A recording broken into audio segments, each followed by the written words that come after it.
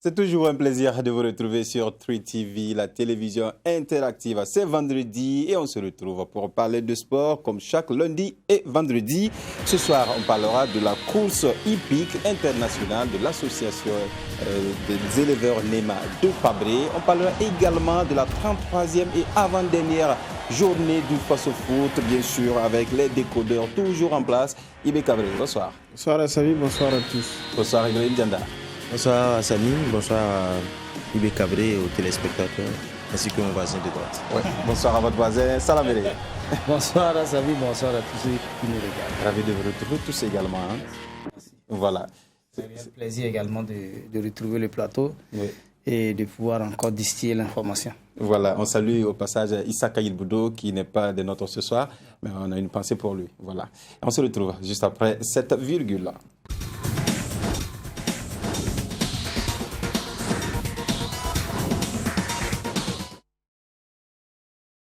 Débutons avec la course hippique internationale de l'association des éleveurs NEMA de Pabré. Ces images sont fraîchement arrivées de Pabré. Regardez, c'est ce soir même que cette course a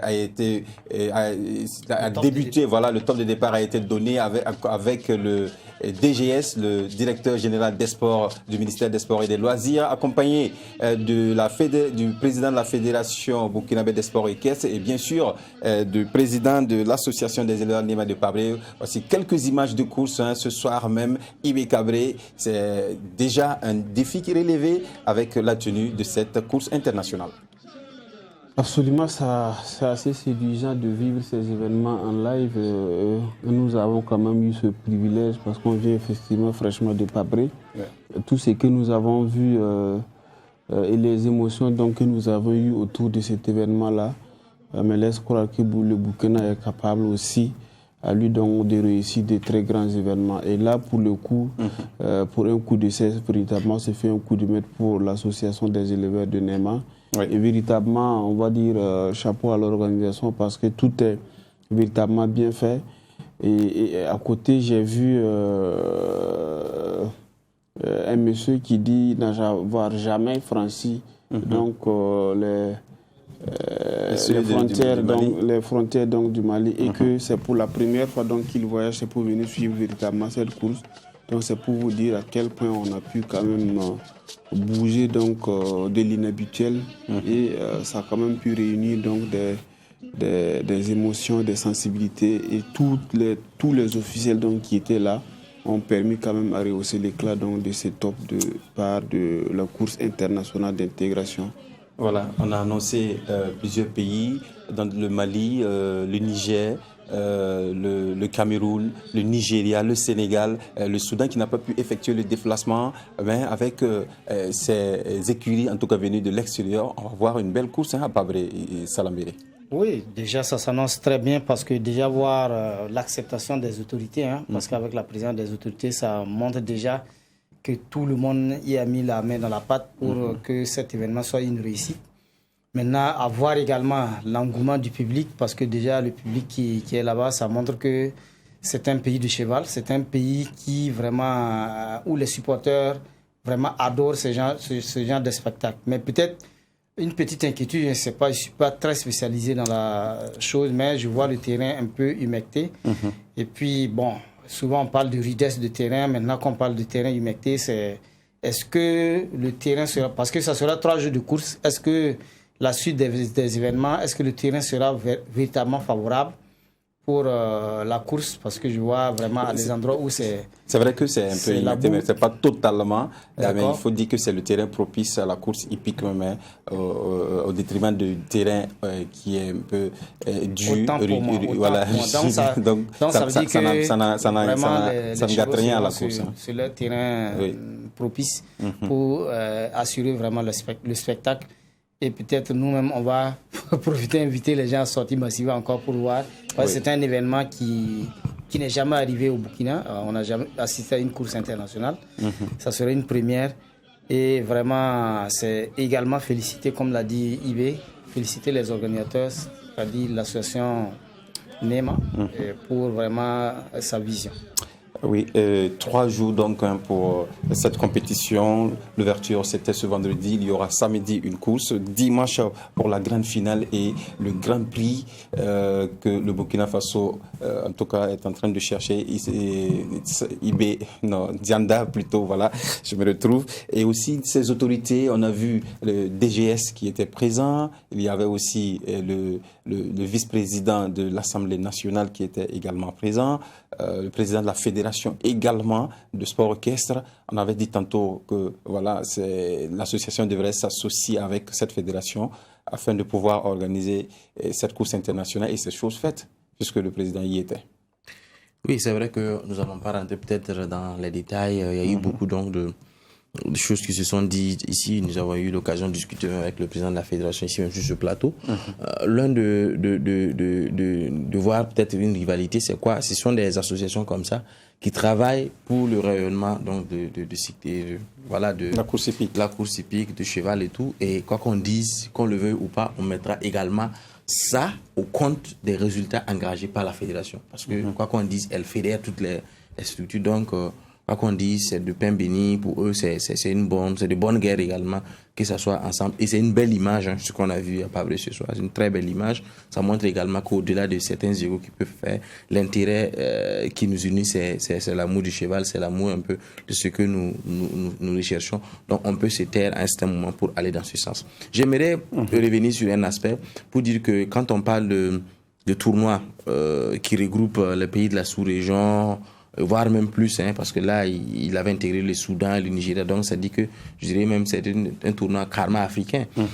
C'est rare, parce que, à ma mémoire, au-delà de, même en football, de tournoi de Noufou et Drago, ou bien peut-être à l'époque, Madame Karama qui faisait un peu son tournoi, c'est rare de voir peut-être des initiatives individuelles qui puissent donc fédérer tout un truc parce que c'est assez cher.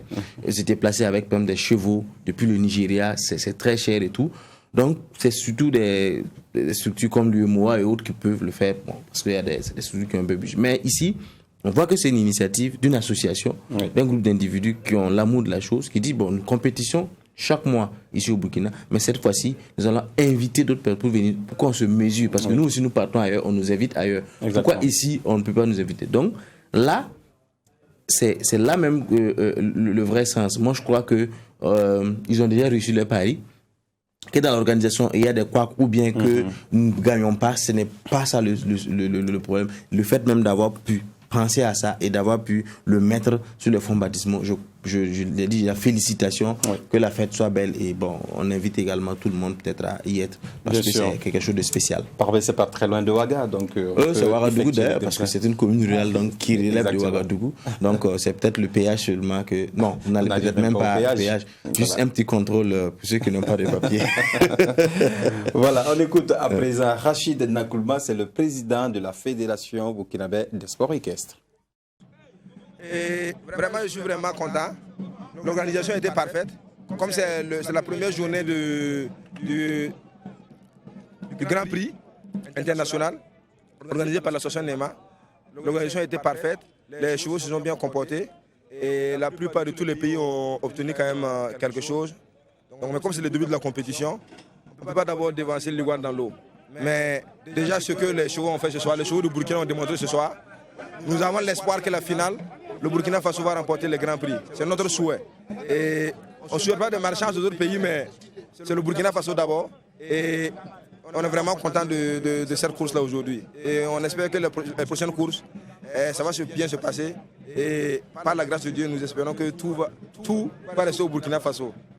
Voilà, Rachid Nakoulma, président de la Fédération burkinabé de sport équestre. Il est très content de l'organisation avec cette association et il souhaite que le Burkina remporte ce Grand Prix. Oui, parce que par-dessus tout, c'est la fédération quand même qui engrange des bons résultats, comme Dianda l'a déjà relevé. Et moi, je pense qu'il n'y a pas quand même lieu d'aller à côté tirer avec des associations donc, qui œuvrent pour la promotion du cheval et qui s'inscrit pratiquement dans la même vision que la fédération. Donc du coup, on a compris donc, que l'intérêt supérieur devrait primer. Et aujourd'hui, voir côte à côte le président de la fédération et celui de l'association, ça donne quand même un boom au cœur et ça permet quand même au cheval donc, de courir et ça nous rapproche aussi de notre vraie identité, donc j'ai envie de dire, dont l'histoire nous relie bien évidemment donc au cheval. Et moi je voulais dire que pour ce coup c'est vraiment salutaire, et moi j'ai quand même pu lire la joie sur son visage. À côté, donc le président il s'est exprimé, mais ce qu'on a retenu quand même, c'est que tout ce qui a pu être dit de par le passé, ça relève véritablement du passé, et aujourd'hui que c'est une association et une fédération commune côte à côte et qui travaille donc pour le bien-être du cheval. Ouais, et c'est le Burkina qui gagne plutôt, voilà. Et la fédération, il faut le signaler, il y a une course internationale également prévue pour le 4 juillet prochain à Ouagadougou. Écoutons à présent Papou Mahamoudou Dermé, c'est l'initiateur de cette course internationale. Je vous dis tous, moi j'ai gagné avant même de courir. Il n'y a pas de problème. Tous les Burkinabés n'ont qu'à dormir tranquille. Dimanche, vous venez voir ce que vous allez voir. Inch'Allah. Je vais les mettre les piments dans les yeux.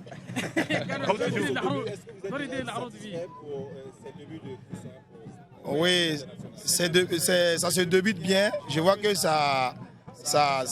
les Burkinabés aiment vraiment le cheval. C'est ce qu'ils aiment vivre. Mais le 3, Inch'Allah, l'hippodrome d'Andalaï, on va partir pour accompagner la fédération avec quelques chevaux qui vont aussi montrer qu'il n'y a pas de problème entre nous. Il n'y a pas de problème entre nous. Et deuxièmement, je vais vous dire, ce n'est pas tous les chevaux qui ont couru ce soir. Dimanche, ça va chauffer plus que ça. Mais je veux que vous soyez sûrs que Burkina va gagner tout. On ne laisse rien.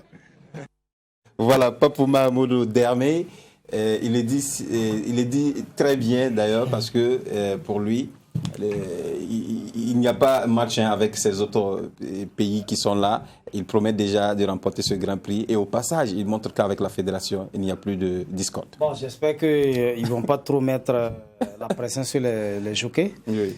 Et les drivers, ou bien les drivers qui conduisent bien ces chevaux-là, parce que à force peut-être de dire qu'on va tout gagner, parce que vous êtes face à des adversaires également qui se sont bien préparés. Exactement. Surtout que la fois passée, on est allé gagner au Sénégal.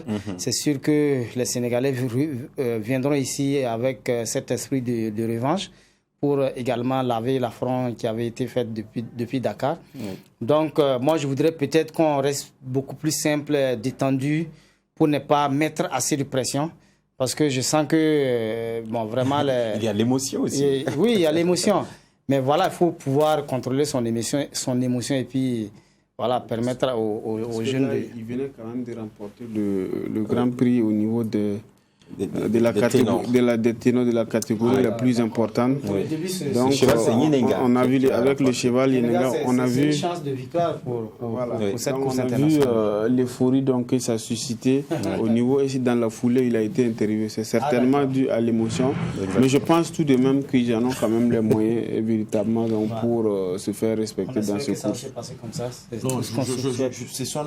Ce qu'il faut retenir, c'est que dans ce sport-là, vouloir disséquer la passion, c'est ça même qui fait ce sport en fait. Quand vous voyez souvent comment vous les appelez, des drivers qui perdent et qui pleurent à chaudes larmes, en fait, qui descendent, qui s'en veulent. Finalement, on se demande si c'est juste ces petits trucs là comme ça. C'est tellement passionnant, voilà, que souvent c'est pas si simple. Mais bon, je pense que nous sommes également fair play. Il faut également que notre ami Papou sache que nous sommes fair play. Il ne faut pas tout rafler également.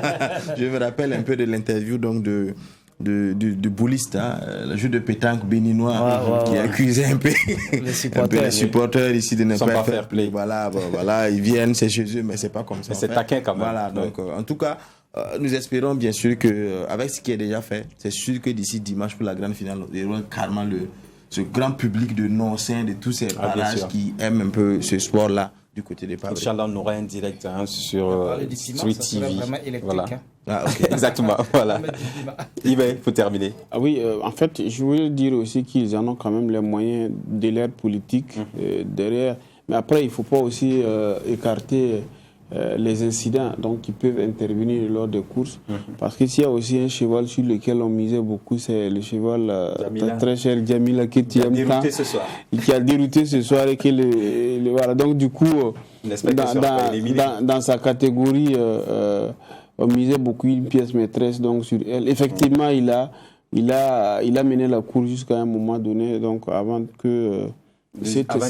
avant d'éjecter son joker. Donc c'est des incidents donc qui peuvent... Djamila qui a remporté à Dakar. Voilà, non. Non, pas Djamila, c'était Théb Noma. Théb Noma qui a remporté à Dakar. Donc il ne faut pas aussi écarter donc toutes ces possibilités-là.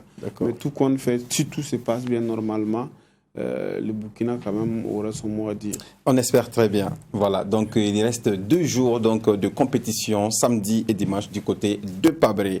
Parlons à présent de football avec la 33e et avant-dernière journée du Face au Foot. Intéressons-nous à cette rencontre entre EFO, Raimo. C'était sur le terrain de l'USFA. Dans cette rencontre, il n'y a pas eu beaucoup d'occasions.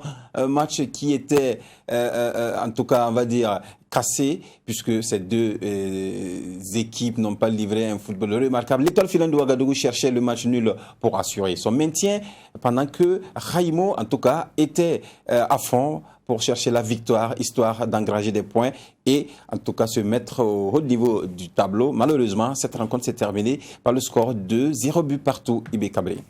Oui, je pense que c'est un nul familial, donc ce match se termine. Et tant pis bon pour Raimo qui avait quand même la possibilité de faire un paquet et aborder la 34e journée avec moins de pression. Oui. Et là, elle n'a pas pu s'en tirer, alors que l'Étoile filante de Ouagadougou a parfois fait les 2 ronds. Elle a su tirer son épingle du jeu. Elle décroche au passage un nul précieux, puisque ça lui permet quand même de rester en première division. Oui. Et Raimo qui devrait jouer sa dernière cartouche face à l'AS Police, qui est un adversaire direct pour la relégation ou du moins pour le maintien, c'est long. Oui. Mais on va suivre tout ça de près, mais il m'a tout l'air quand même que la dernière journée nous réserve quand même beaucoup de surprises. Oui, l'Étoile filante de Ouagadougou qui était forcément, en tout cas, dos au mur, puisque 1 point seulement, elle se maintenait en première division, donc il fallait tout faire pour ne pas perdre. Et là, Raimo qui cherchait la victoire. Donc on va dire ici que l'Étoile filante de Ouagadougou a su bien jouer le jeu. Oui, c'est clair, parce que si tu cherches un point et tu vas peut-être provoquer l'adversaire, ça peut être fatal pour toi.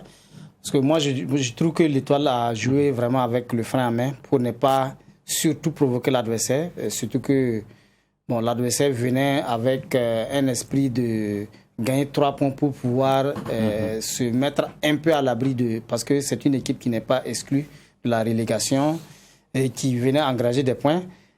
Sans tenir compte même qu'elle se déplaçait sur le terrain de l'EFO, on va le dire, puisque l'EFO joue à domicile.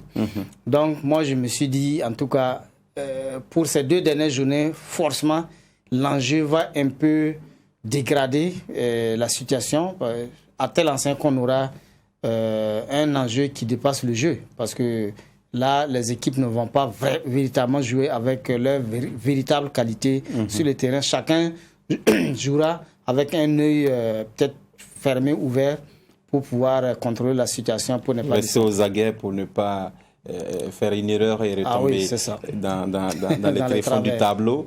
Et on a vu qu'avant cette journée, Raimo avait 36 points et là, c'est 37 points. Ce n'est pas suffisant pour se maintenir. Non, bien évidemment, parce que la vision de Raimo, c'était d'avoir 3 points. À 3 points, donc, il partait déjà à 39. Donc, qui était déjà un maintien assuré au vu donc le classement des autres. Malheureusement, il s'en sort avec 1 point. C'est vrai que mathématiquement, ils ne sont pas encore maintenus, même si c'est le plus gros boulot est fait, parce que quand on regarde un peu derrière, ceux qui sont derrière, c'est 34, 33, 35. Non, 36, 35 et 34, c'est aussi serré, puisque après Raimo, il y a l'AS Police qui a 36 points. Ce que je vais dire, c'est que Raimo n'a pas juste le droit de perdre cette dernière journée. Voilà. Donc, mais comme il venait de le dire, s'ils gagnaient ce match, c'était déjà donc d'assurer sans pression. Mais là, ils ont la pression de ne pas perdre ce match. Face à qui? Face à l'AS Police, qui doit forcément gagner ce match contre Raimo pour donc se maintenir.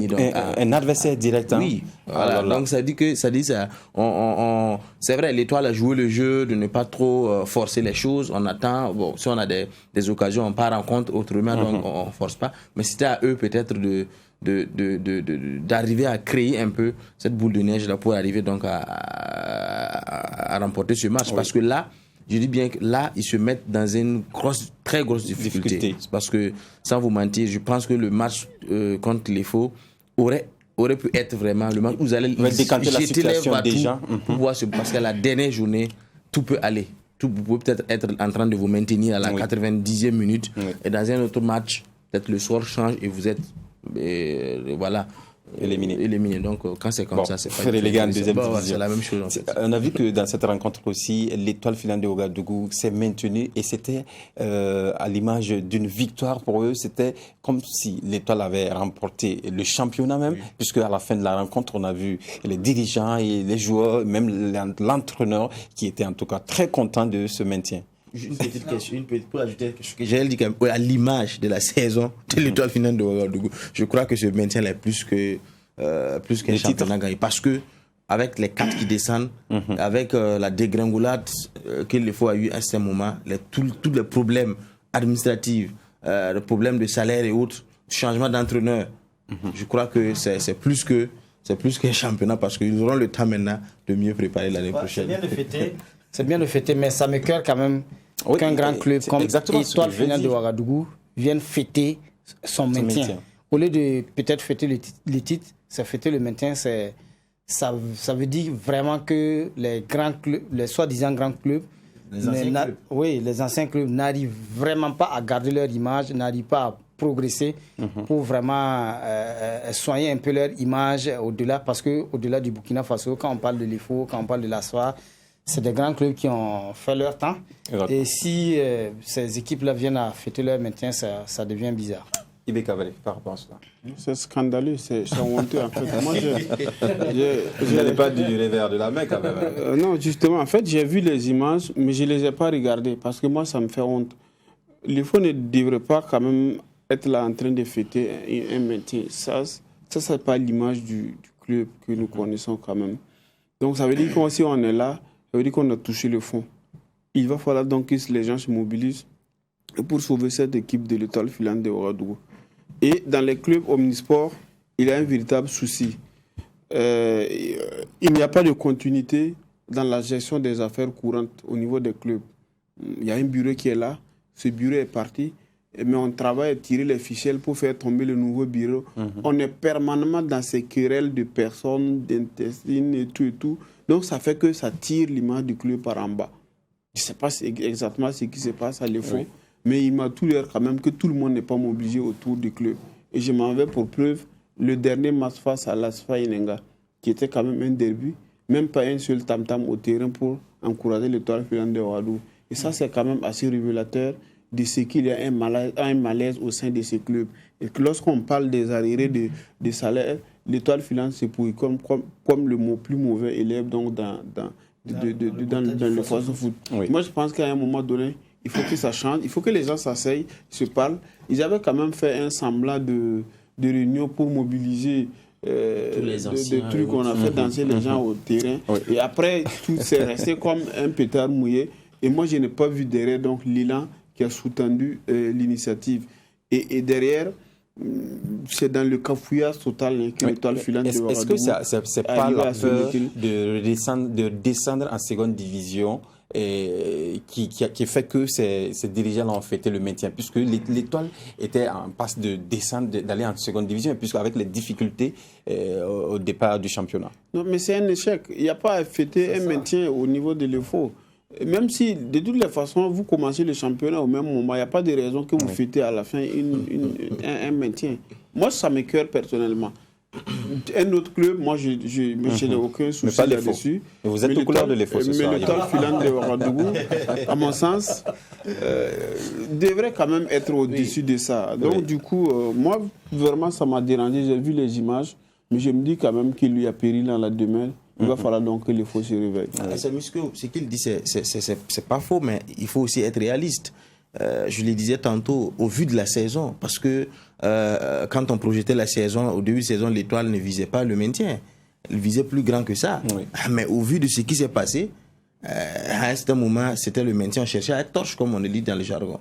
Donc, et quand il parle de grands clubs comme l'Étoile, l'Asfa et autres, mais quand vous prenez aujourd'hui les trios de tête, ils sont où ces grands clubs-là? Non, l'Asfa est vainqueur de la Coupe du Faso. Non, mais j'arrive. J'arrive. Okay. Dans le classement, je parle du championnat. Les matchs de coupe, oui, ça c'est une autre paire de manches. Vous arrivez à votre forme de moment. J'avoue que si la Coupe du Faso se jouait peut-être dans la première partie peut-être du championnat, c'est pas sûr que l'Asfa allait le remporter parce qu'en début aussi, il y avait beaucoup de tâtonnements. Oui, il y avait beaucoup de tâtonnements avec même le limogeage du coach, comment on appelle ça? Non, la suspension, ensuite la démission et tout ce tralala là. En temps, l'ASFA avait rétrogradé. Il fallait peut-être un sursaut d'orgueil, une union, peut-être ce qui a manqué à l'Étoile pour pouvoir revenir. Et même au championnat, ils l'ont dit, ils ne pouvaient plus gagner le championnat. C'est de chercher le maintien, une place honorable et miser le tout pour le tout sur la Coupe du Faso. Chose donc qui a été donc réussie bon pour les gens. Mais si vous prenez les trois du championnat, il y a qui l'AS Sonavel, l'AS Douane, Salitas et autres. Il n'y a pas les anciens clubs dont il parle. Il y a un véritable problème. Chaque année, si ce n'est pas l'ASFA qui est dans le problème, depuis presque 5 à 6 ans, c'est l'Étoile qui est dans les problèmes. Donc, chaque année, ça dandine comme ça. Il faudra peut-être une réforme réelle de ces clubs dits omnisports, de ces anciens clubs donc, qui vivent donc, aux humeurs des supporters. Quand il parle, par exemple, de ce que les gens ont fait danser au stade, mais c'était une initiative de supporters. Vous voyez, ce sont des clubs. Est-ce que c'était pas en ce moment que les supporters ont voulu. Oui, c'est une initiative de bureau des supporters pour fédérer tous les anciens, parce que l'idée était bien sûr de fédérer tout le monde et tout, mais ça n'a pas marché. C'était donc un plan qui n'a pas marché. C'est des paroles qui s'envolent. Hein, oui. Parce que, vous savez, nous sommes dans une situation aujourd'hui où le Faso Foot a besoin d'être professionnalisé. Tout le monde en parle, les gens sont en train de s'organiser pour aller dans le professionnalisme.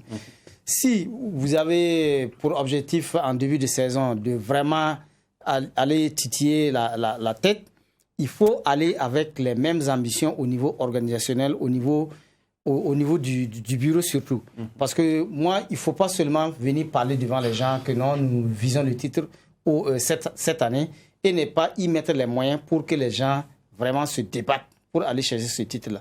Parce que la comparaison n'est pas vraiment raison, mais du côté de l'ASFA, il y a un mieux à ce que je constate. On le sait bien sûr. Hein. Voilà, quand vous voyez peut-être le bureau central peut-être de l'ASFA, c'est mieux organisé à mon sens par rapport à celui de l'EFO. Voilà, parce que quand il y a la maison tente peut-être de brûler, il y a quelqu'un qui est là toujours pour éteindre le feu et pour remettre tout le monde sur de bons rails. Ils avaient vraiment pour objectif d'aller chercher ce trophée de Coupe du Faso. Ils l'ont fait.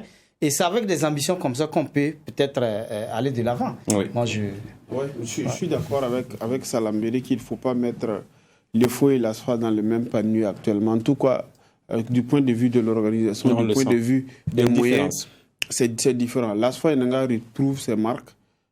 La preuve, il y a la Coupe du Faso. Oui, ils vont terminer au niveau peut-être du Big 5. Oui. Donc, actuellement, l'ASFA est 6e. Voilà. Et Diana parle par exemple du maintien qui serait à l'image de la saison de l'Étoile filante de Ouagadougou. Mais c'est une situation qui n'a fait que trop durer. Rappelez-vous, il y a quand même 3 années de suite que l'EFO flirte avec la relégation. En 2018, le maintien s'est joué à la dernière journée.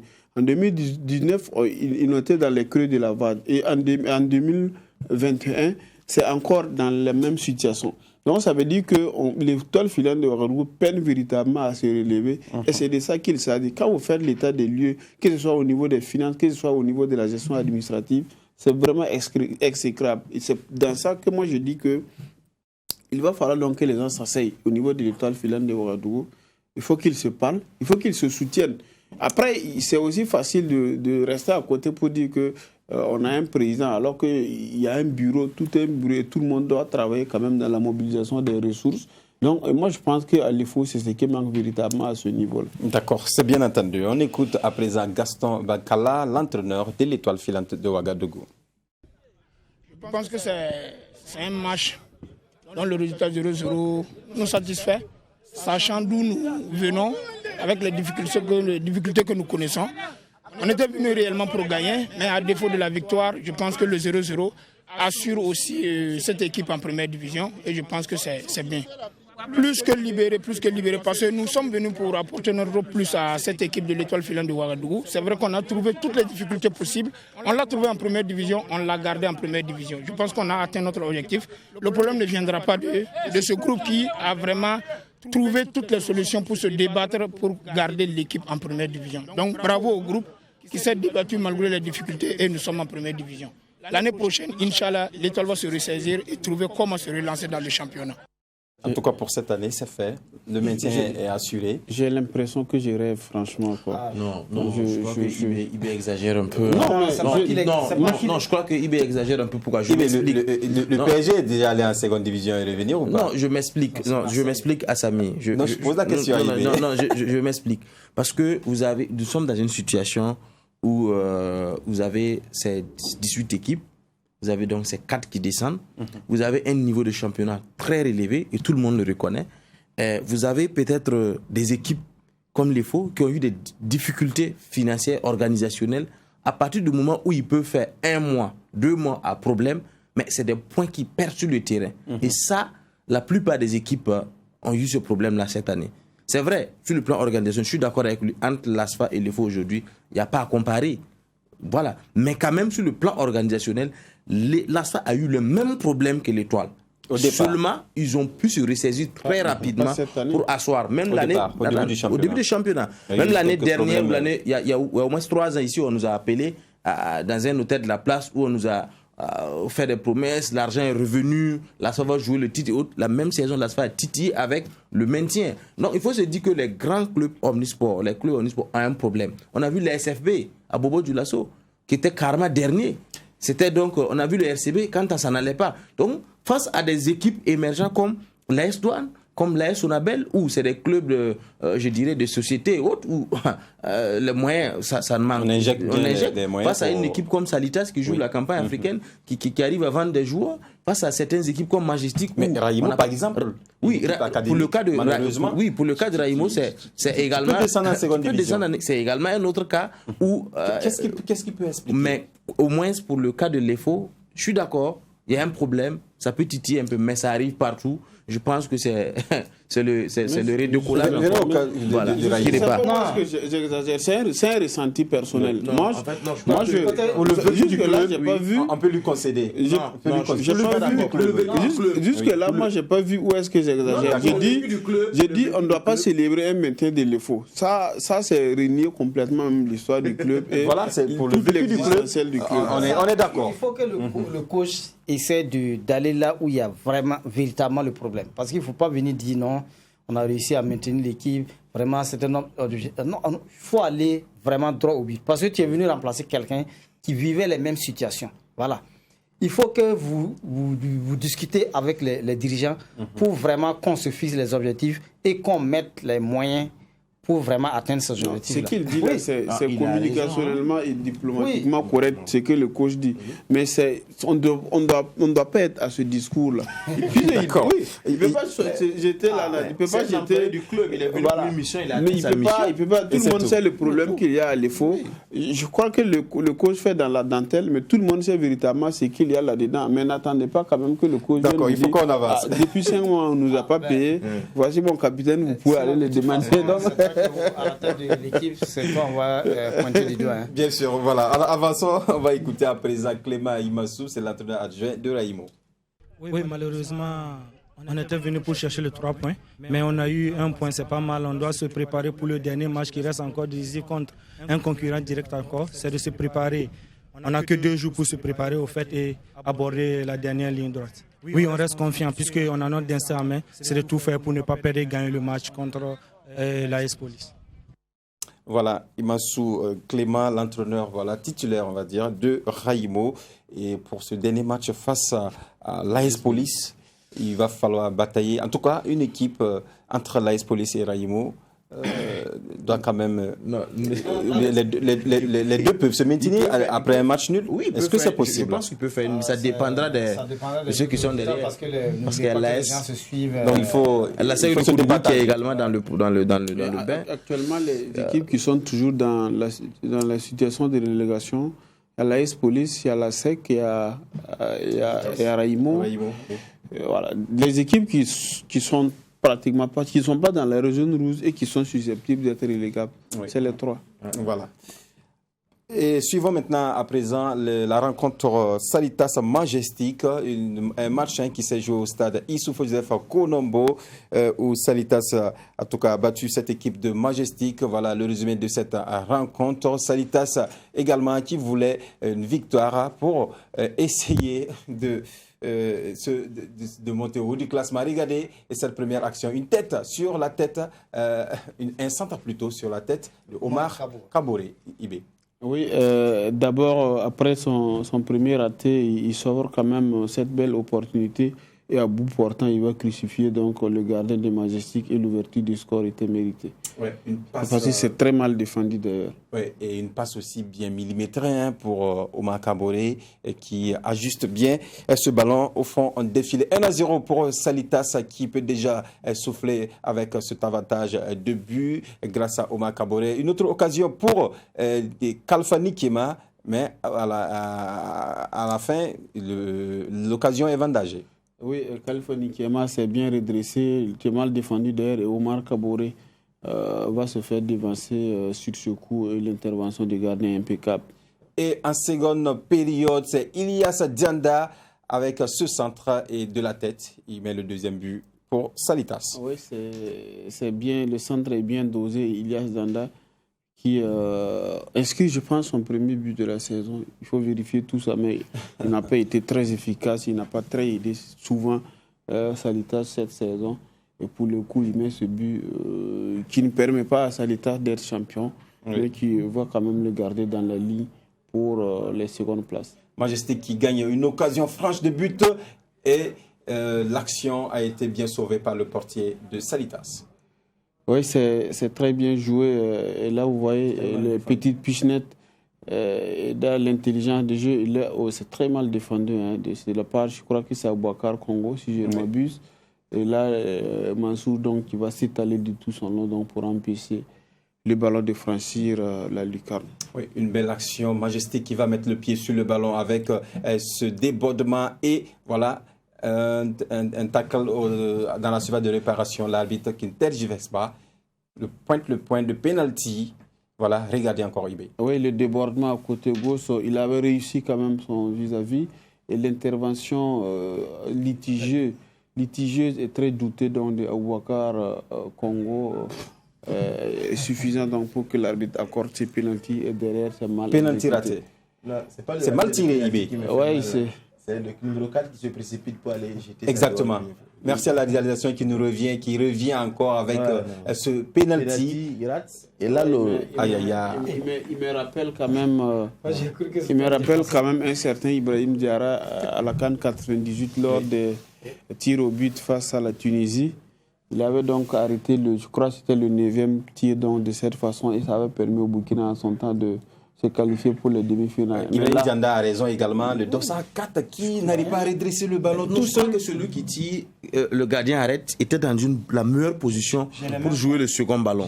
Mais là, le défenseur, il se précipite, il part, il chute le ballon hors cadre. Pourtant, j'aurais quand même encore compris qu'il chutait le ballon sur le gardien, mais quand même hors cadre de cette façon. Non, mais le ballon était un peu. C'est un geste de défenseur. Vous savez que c'est pas des gens. Le ballon était en virgule également, donc c'est très difficile de répondre. C'est pas des gens qui ont l'habitude de se retrouver face au poteau comme ça.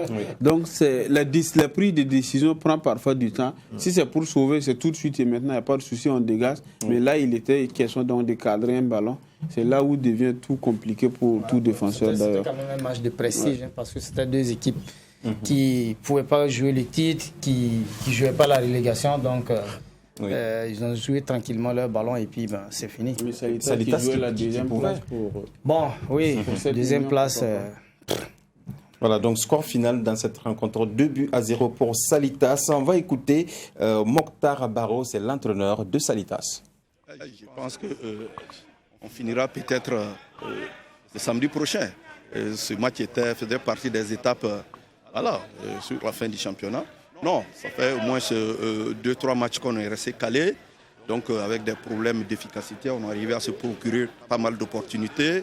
Souvent, c'est des questions d'adresse. Souvent, c'est des questions de surnombre offensif qu'on n'arrivait pas à créer.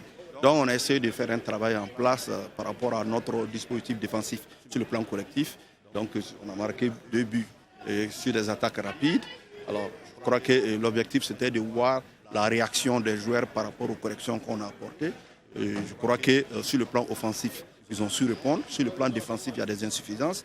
Souvent c'est lié à des individus, souvent c'est lié aussi au collectif. Bon, je crois qu'il y a un gros chantier, il ne faut pas se leurrer. Alors avec cette équipe, il y a un gros chantier, il faut travailler là-dessus. Mais comme les matchs sont coincés, donc on essaie de colmater les brèches au fil des matchs. C'est ce que nous avons pu faire. Voilà, Mokhtar Baro, micro de Yacintha Sawadgo. Cette saison, c'est déjà fini pour Salitas, il ne peut pas être champion. Donc c'est une saison en tout cas qui se termine sans titre, sans de laurier, Ibé. Comme les autres saisons d'ailleurs. L'année dernière. Sauf cette saison. Non, c'est pas. On parle des trophées. Il y avait eu quand même cette Coupe du Faso en son temps. Mais après, ça donne la campagne africaine, mais il n'y a pas de trophée. Quand vous suivez, vous avez l'impression que Salitas a déjà été champion, mais il n'en est rien.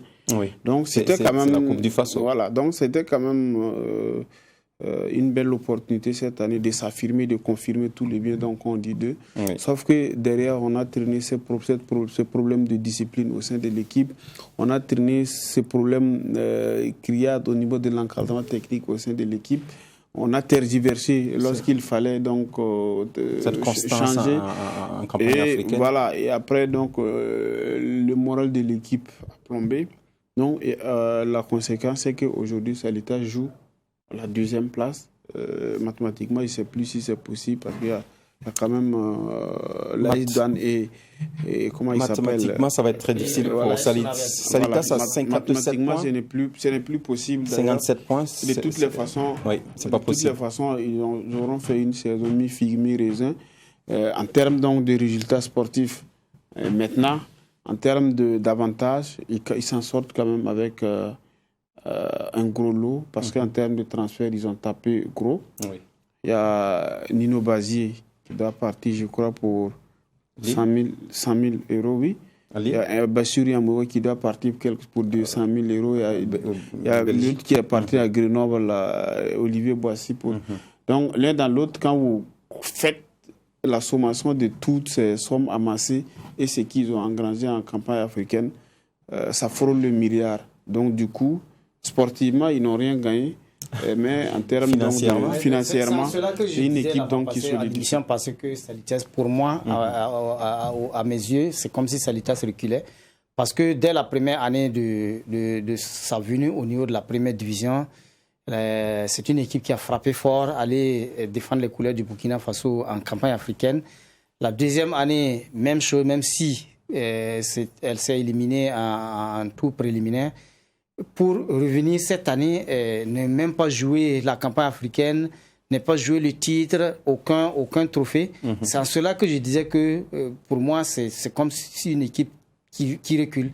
Parce que c'est bien de vendre les joueurs, c'est bien, mais également il faut arriver à maintenir l'image peut-être de l'équipe, parce que tous ceux-là qui suivent l'équipe, qui se disent que Salitas est vraiment relève le niveau du Burkina Faso en matière de football, ne comprennent forcément pas, parce que c'est pas tout le monde qui sait qu'on a vendu des joueurs. Hein. Ils ne voient que le résultat sur le terrain. Mais est-ce que l'objectif du club même, c'est pas de former et revendre? Oui, même si c'est ça, c'est également accompagner la promotion du football burkinabé.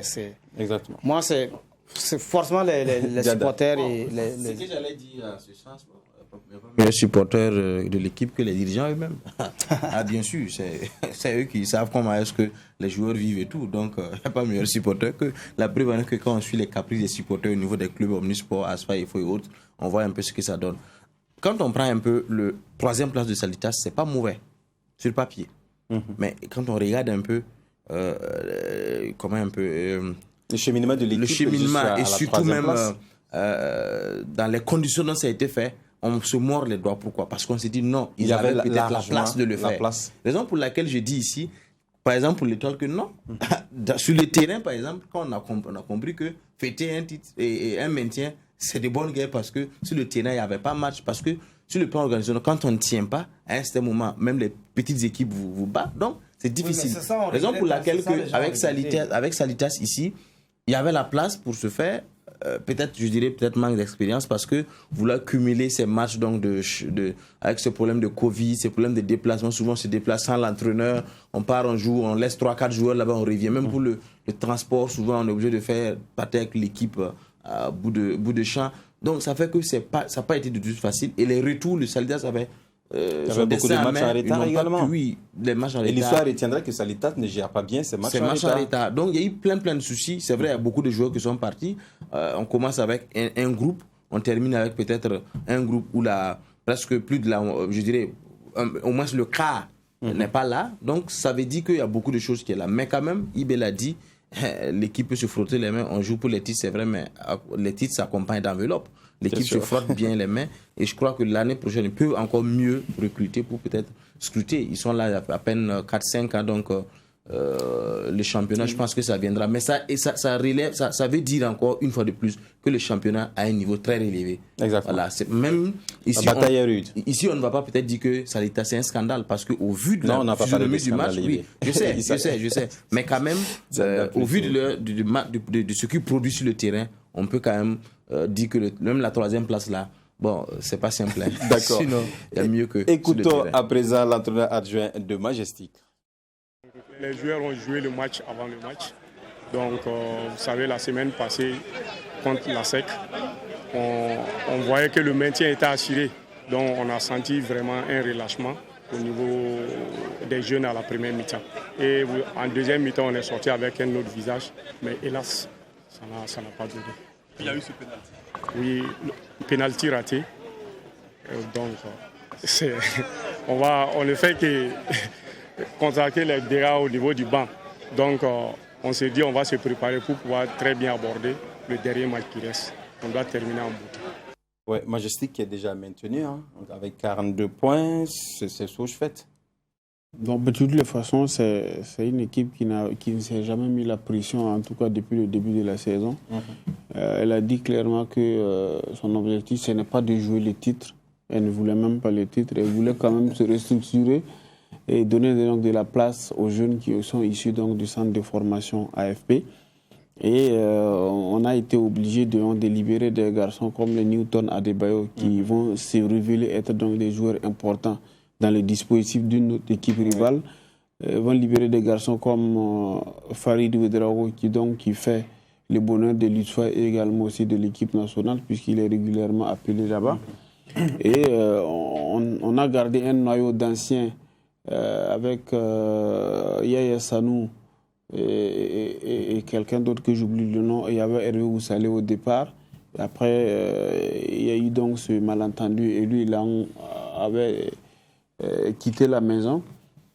Mais de prime abord, c'était une équipe qui jouait sans pression et même pour le maintien, c'était même pas un souci pour elle. Elle a joué libérée. Et moi, j'ai aimé la philosophie de l'équipe. Et c'est sûr que la manière dont elle s'est comportée cette année, elle a compris donc qu'il y a quand même de la place. Puisque les jeunes ont acquis de l'expérience. Et c'est sûr donc que la saison qui va venir, elle risque quand même donc de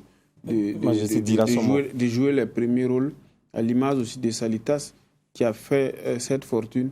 Et comme l'histoire du Faso Foot est que c'est les équipes qui ont plus de moyens donc qui remportent généralement le championnat, à l'exception de la SCB en 2018.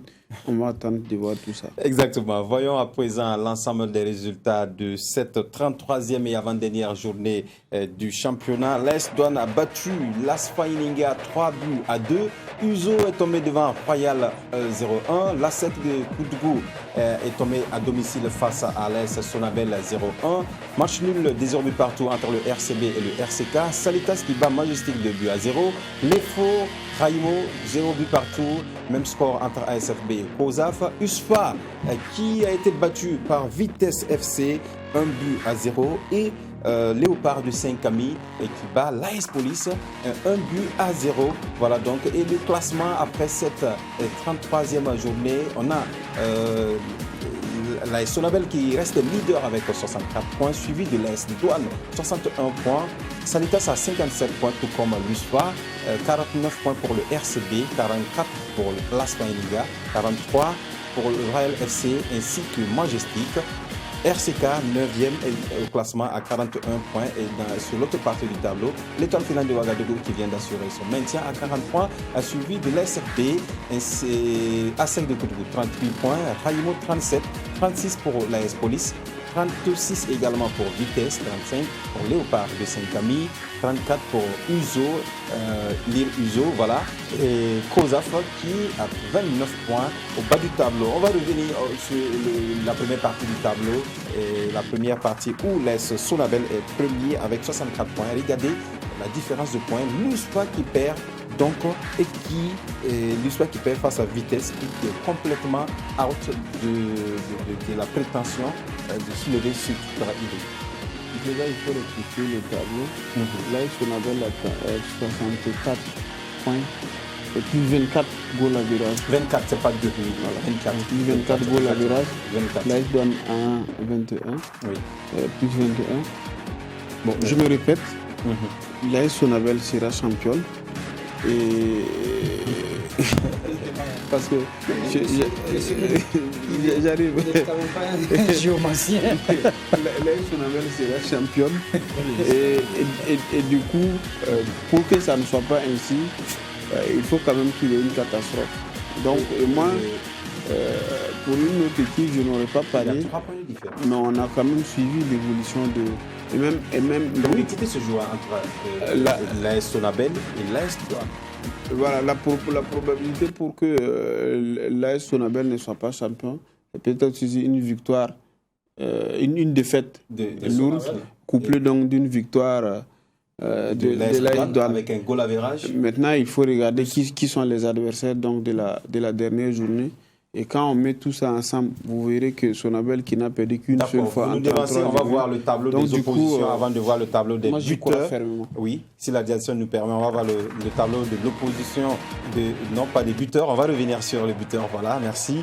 Et la 34e et dernière journée, Majestic sera face à l'AS Douane, ce sera un match à suivre. Raimo face à l'AS Police, un concurrent direct. RCB, AS Sonabel, un match également qu'il ne faut pas rater puisque ah oui, donc la Sonabel devra en découdre avec le RCB pour assurer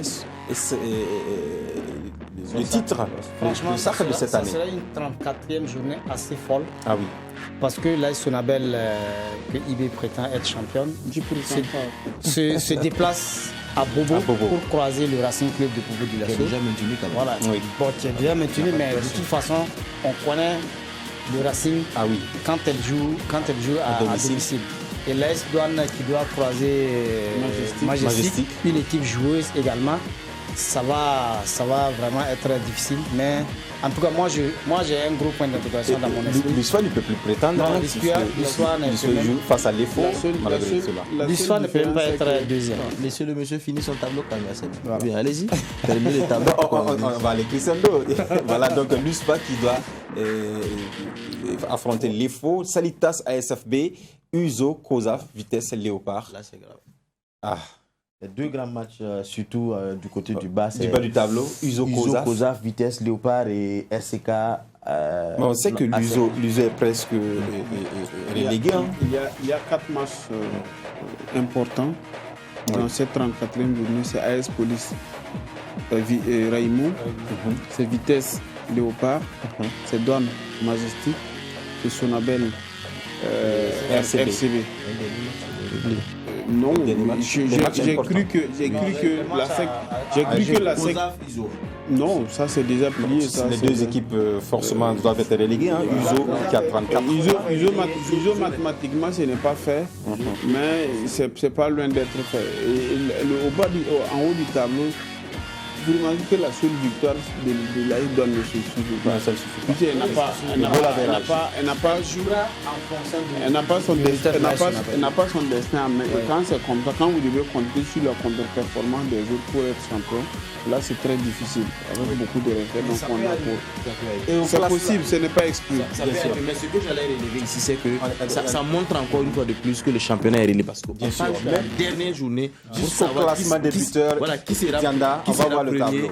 Et jusqu'aujourd'hui, sur 4, permettez-nous de voir le un seulement qui est connu d'abord.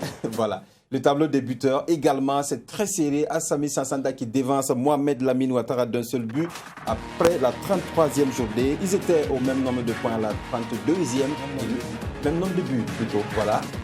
À la 32e journée et à la 33e journée, Sassanda devance Assami d'un seul but.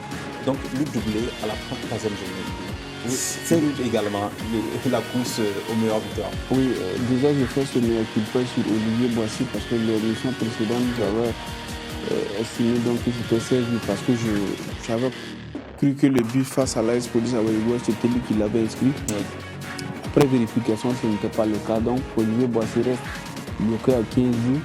Assami Sassanda et Mohamed Lamine Ouattara. Et c'est là aussi que Mohamed Lamine Ouattara dit que ça mord les doigts. Parce que jusqu'à un passé récent, lui il avait complètement refusé de tirer les pénaltys.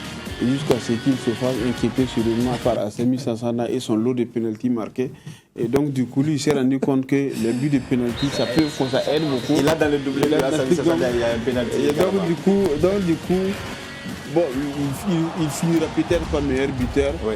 Et là aussi, c'est lui qui l'aurait voulu. Mais il peut se féliciter, hein, déjà. Il peut se féliciter, donc pour sa saison, il n'y a pas de souci pour lui. Exactement. Merci Ibé, on est à la fin de l'émission. C'était un parcours de combattant, merci Kamamounou. Voilà, merci Djanda, merci à Salambélé et merci à l'équipe de réalisation autour de Aimé Zoundi. On se retrouve lundi avec une autre émission. D'ici là, portez-vous bien. Au revoir.